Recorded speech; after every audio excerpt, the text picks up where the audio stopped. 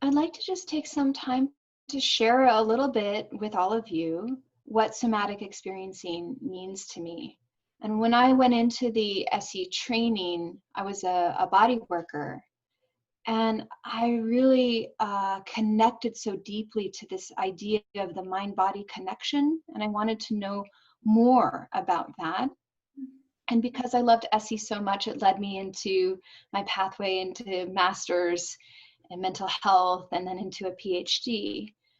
And it became not only a way that I work with my clients just from, I'd say, the ground floor. It's like always where I'm operating is from this sort of pure SE informed way. And then, I add in different elements from other modalities. But what it means to me is become a way of life. So at first it was a practice, and now it's become a way of life. It's a way of being.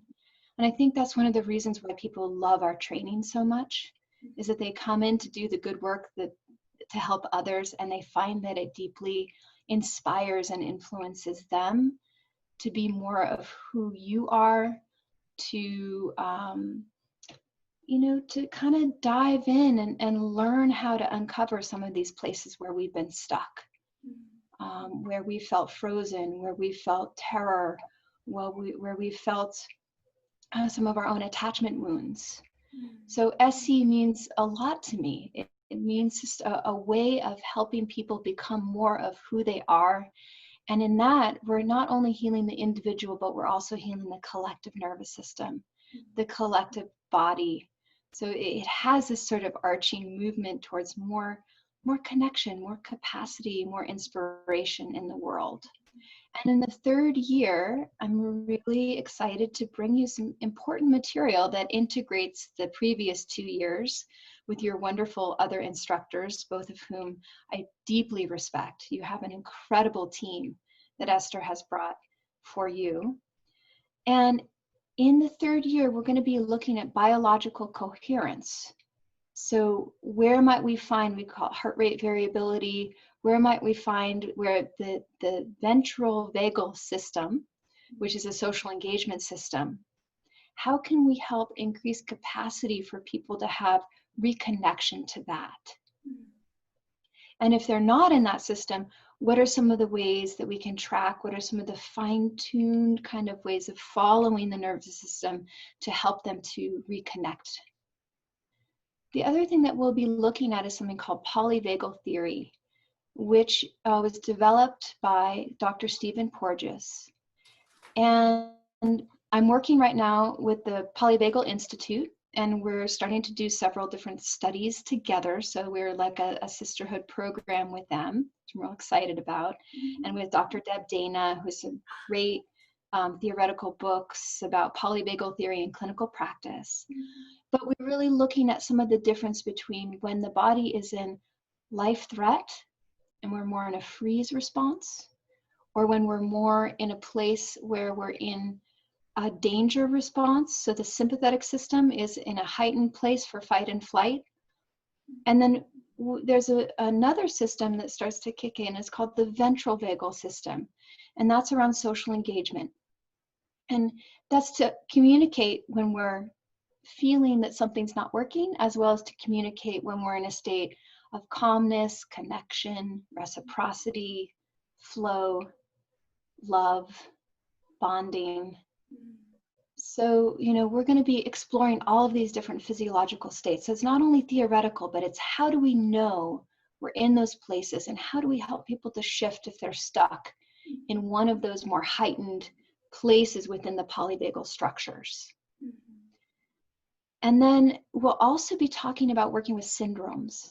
And this is a great gift that Dr. Peter Levine has given us, in ways to work in a very slow and fine-tuned ways with very unstable systems, nervous systems.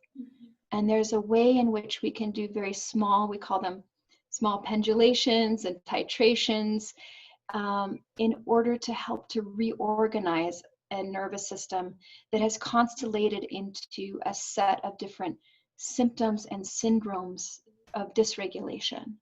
So we'll be really looking quite a lot at syndromes It's a longer term work, but it is really possible with the somatic modality, both through touch oriented, through the medical field, and also through mental health fields and others, right? We train teachers and many different disciplinary backgrounds. In the second part of the advanced training, you'll also learn touch-oriented skills. Whether or not you will be utilizing touch, it deeply increases your resonance or your capacity to be able to have a felt sense of what's occurring with your client, not to take it on, but to have some kind of a feeling of a resonant system in order to gather more clinical information on where to go next or how to connect with that person in the present moment. It also leads us into deep developmental repair, right? So many of us didn't have appropriate touch or safe touch. And with contact, it's direct nervous system to nervous system. And Porges talks about increasing the neuroception of safety. So we can also teach you with the hands-on. Body workers will learn more nuanced and deeper ways to track the nervous system with the hands-on work that they already do. So, you know, we'll touch more into developmental trauma, as well as really increasing our capacity for resonance.